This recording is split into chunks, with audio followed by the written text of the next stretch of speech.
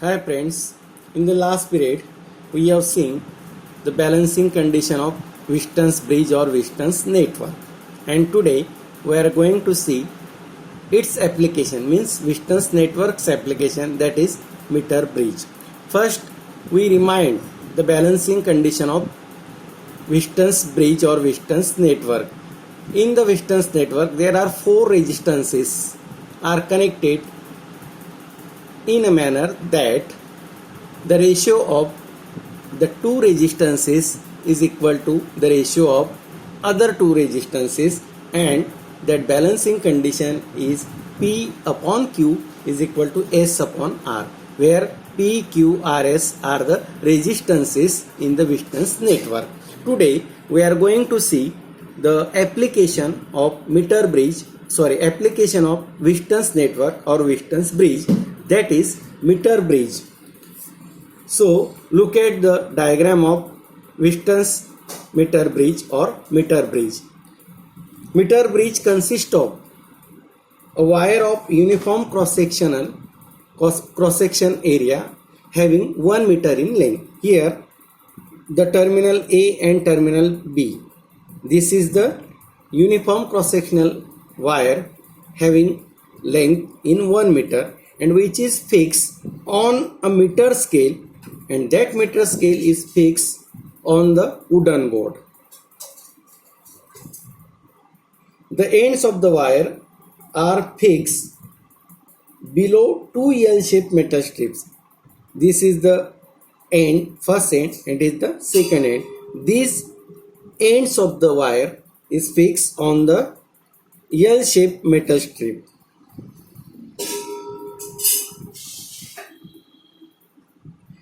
And a single metallic strip separates two L-shaped strips, and it is the single metallic strip which separates these two metal strips, leaving two gaps. It is the left gap and it is the right gap.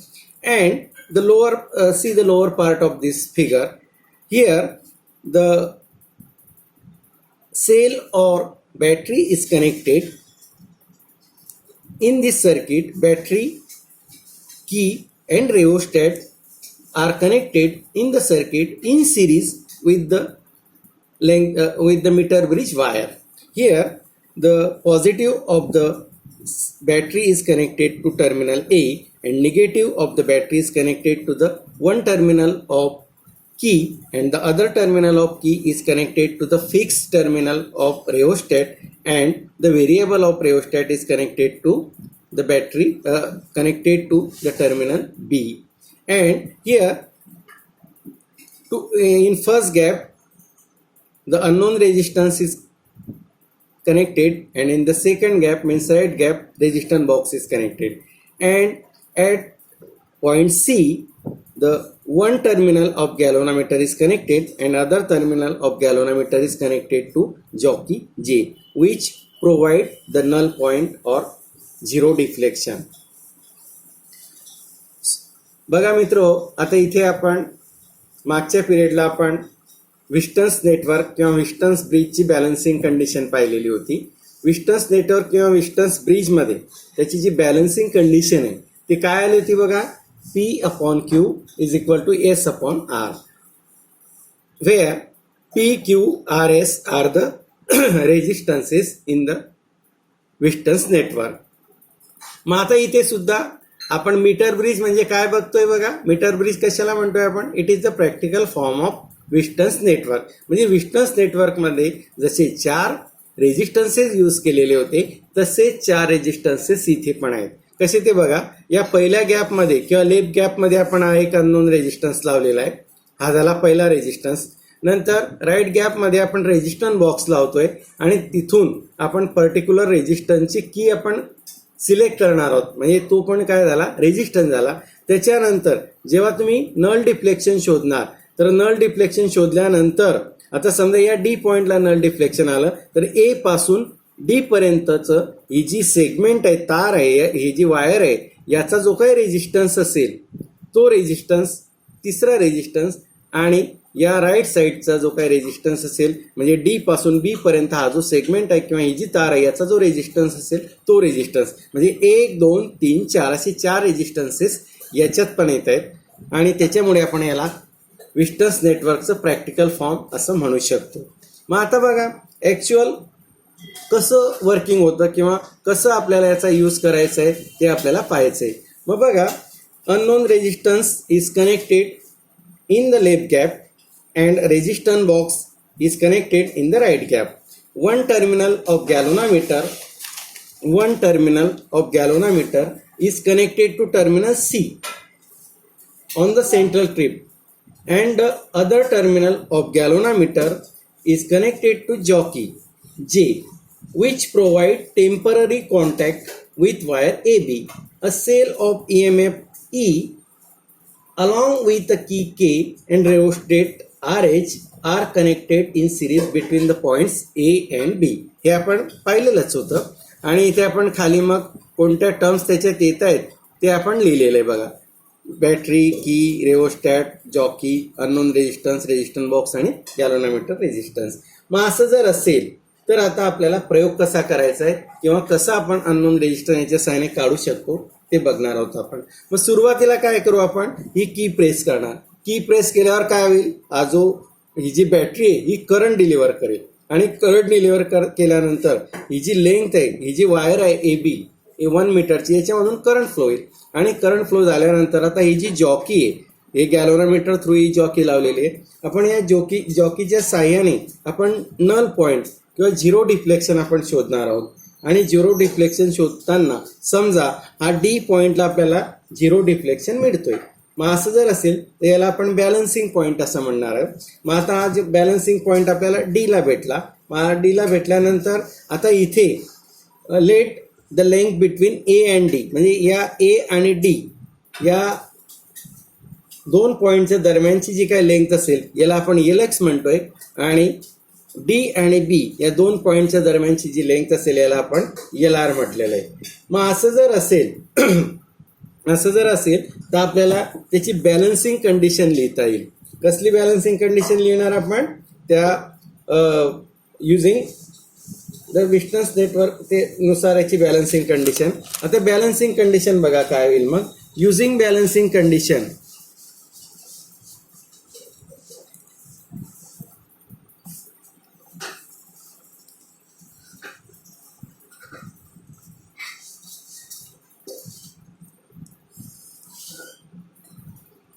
X upon R is equal to RAD, resistance of the segment AD, upon RDB. इथे लिहू आपण, where RAD and RDB are the resistances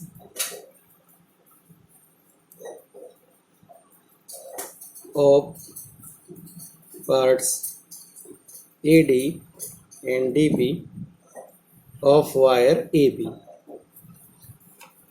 आता इथे if L is the length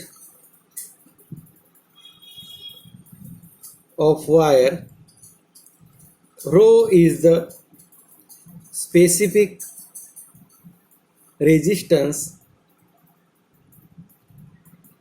A is the area of cross section, then बघा मग आता ही जी तार वापरतोय आपण, ही जी वायर वापरतोय मीटर ब्रिजमध्ये, त्याची लेंथ समजा आपण L कन्सिडर करतोय.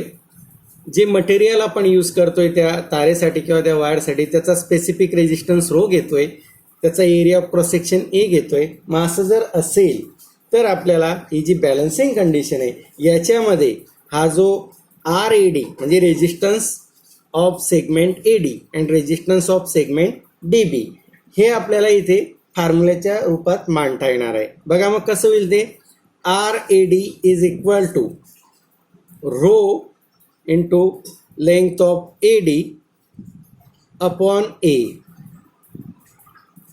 आणि नंतर RDB is equal to row into length of D B upon ए.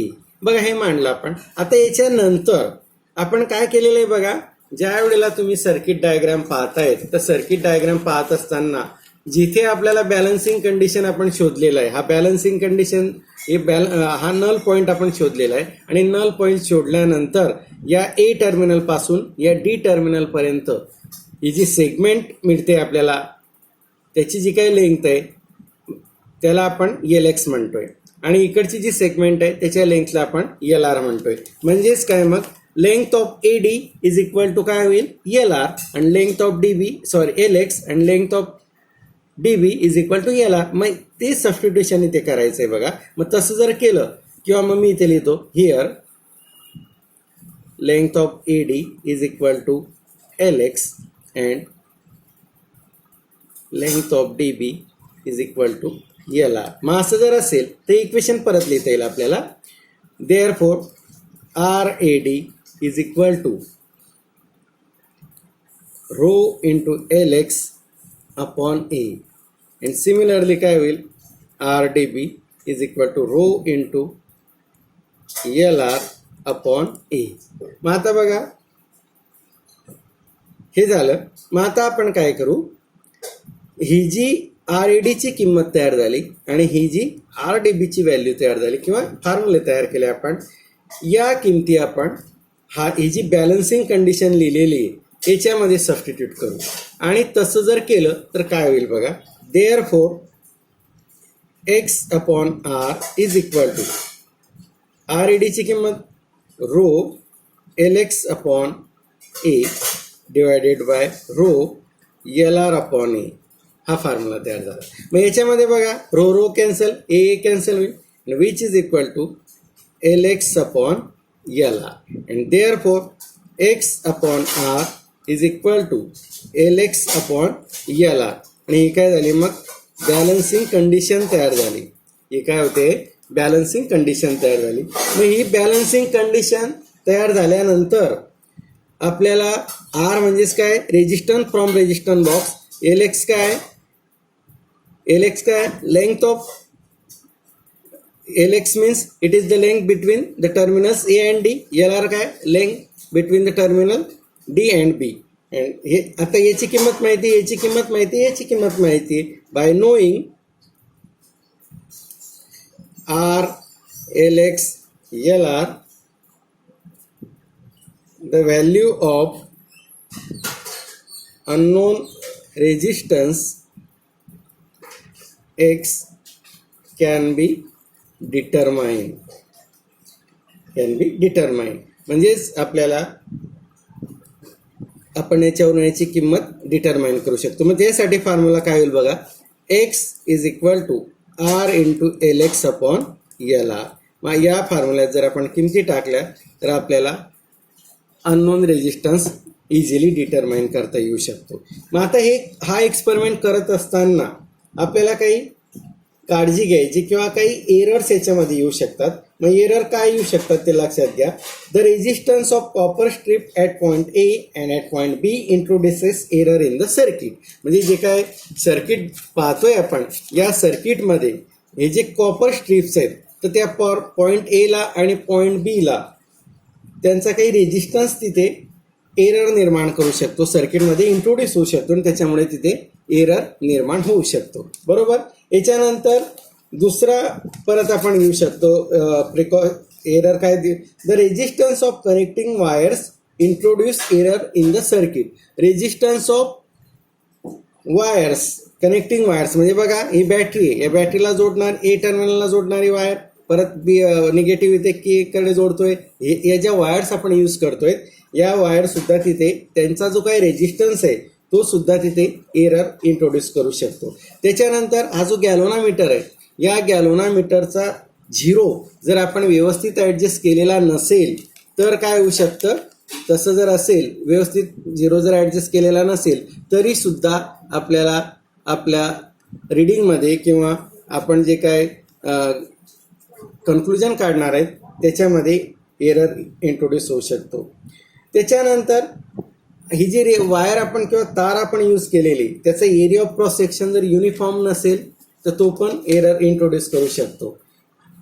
त्याच्यानंतर परत काय कुठे एरर येऊ शकतो इथे, हे जे LX आणि LR आपण मेजर करतो ते जर आपण प्रॉपर ॲक्युरेट जर मेजर नाही केले, म्हणजे त्याच्यात आपण जर काहीतरी ह्युमन फॉल्ट जर असेल तर तो सुद्धा एरर त्याच्यामध्ये येऊ शकतो. म्हणजे झाले एरर्स. त्याच्यानंतर काही प्रिकॉशन्स घ्यायचे आहेत. मग आता प्रिकॉशनमध्ये आता आपल्याला ही जी रेजिस्टन्स बॉक्स आहे याच्यामधून जो काही रेजिस्टन्स आपण काढतो त्याची अशी व्हॅल्यू घ्यायची की जेणेकरून हा जो नल पॉईंट आहे किंवा हा जो बॅलन्सिंग पॉईंट आहे हा या तारेच्या 1/3 यायला पाहिजे. तिथे तो जास्त सेन्सिटिव्ह असतो आणि त्याच्यामुळे तसं जर असेल तर आपल्या येणारा जो काही रिझल्ट आहे त्याची ॲक्युरसी जास्त असणार आहे. त्याच्यानंतर आता आपण पहिल्या पार्टमध्ये हा एक्स इथे जोडलाय, रेजिस्टन्स बॉक्स इथे जोडलाय, एक्स कॅल्क्युलेट केला. नंतर दुसरा पार्ट करायचा, परत यांना इंटरचेंज करायचं आणि सेम मेथडने एक्सची किंमत काढायची. मग आधीचा एक्स आणि नंतरचा एक्स यांची मीन जर काढली तर आपला जे काय रिझल्ट येईल तो मोर ॲक्युरेट असू शकणार आहे. त्याच्यानंतर the resistance wire must be of uniform cross sectional area and of 1 meter length. म्हणजेच काय, ही जी 1 मीटर लांबीची ही जी तार आहे, ही जी वायर आहे, याचा एरिया ऑफ क्रॉस सेक्शन कसा घ्यायचा आहे आपल्याला, युनिफॉर्म घ्यायचा आहे. म्हणजे सर्वत्र सारखा जर असेल त्याची ॲक्युरसी वाढणार आहे.